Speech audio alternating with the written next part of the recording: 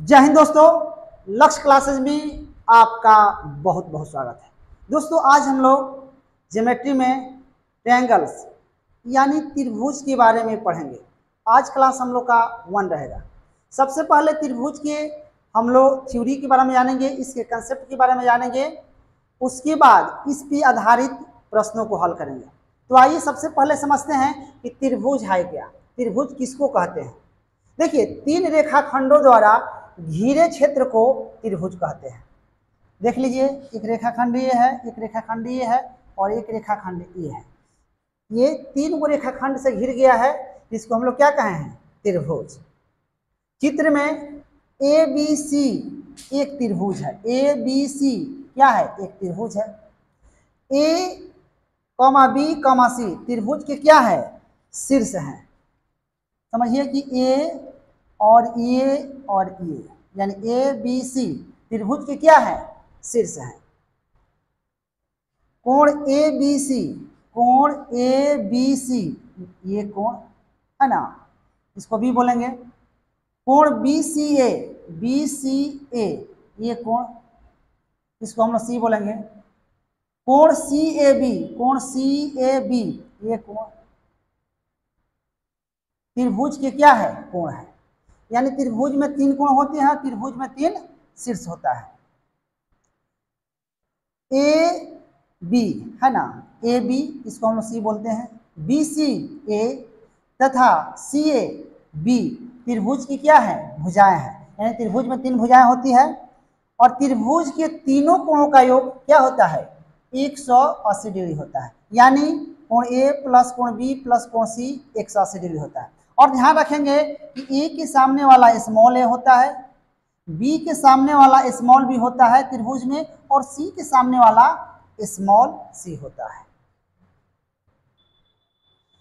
आइए अब हम लोग समझते हैं त्रिभुज के प्रकार, टाइप्स ऑफ ट्रायंगल। देखिए, त्रिभुज के प्रकारों को 2 भागों में वर्गीकृत किया जाता है। 3 गो जो होता है भुजा के आधार पर होता है और 3 होता है कोण के आधार पर।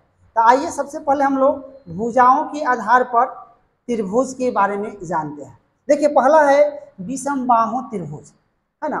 विषम मतलब क्या होता है, असमान होता है, भिन्न। बाहु मिस भुजा, त्रिभुज मिस त्रिभुज।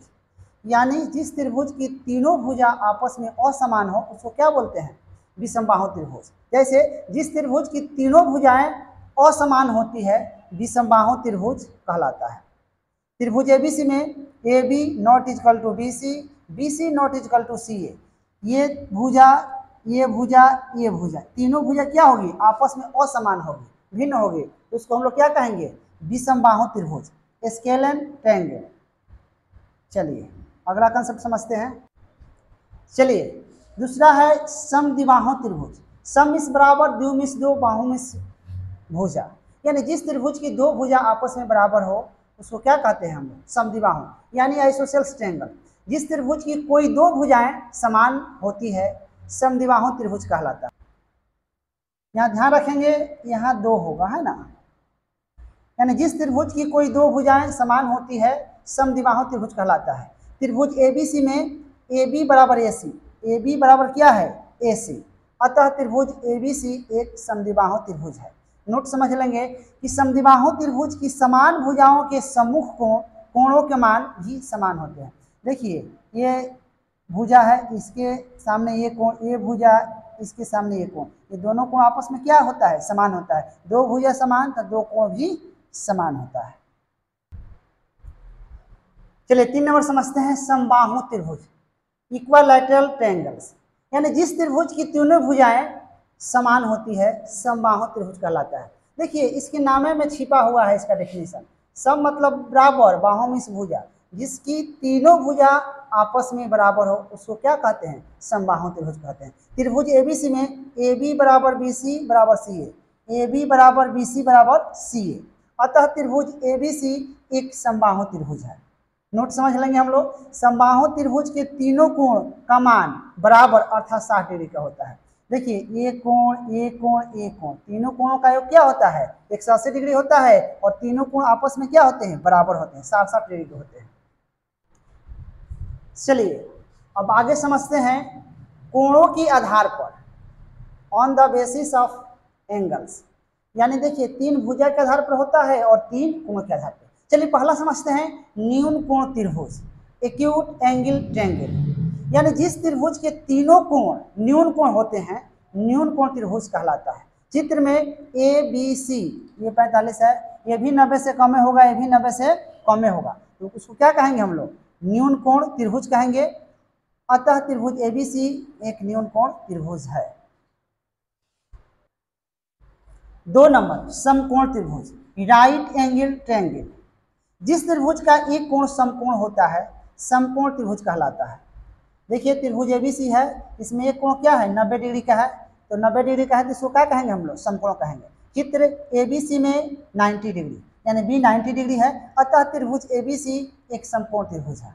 देखिए समकोण त्रिभुज में एक और कंसेप्ट होता है, पाइथागोरस प्रमेय से A B square plus B C square बराबर ए सी स्क्वायर, इसको हम लोग कहते हैं कर्ण कहते हैं, ठीक है।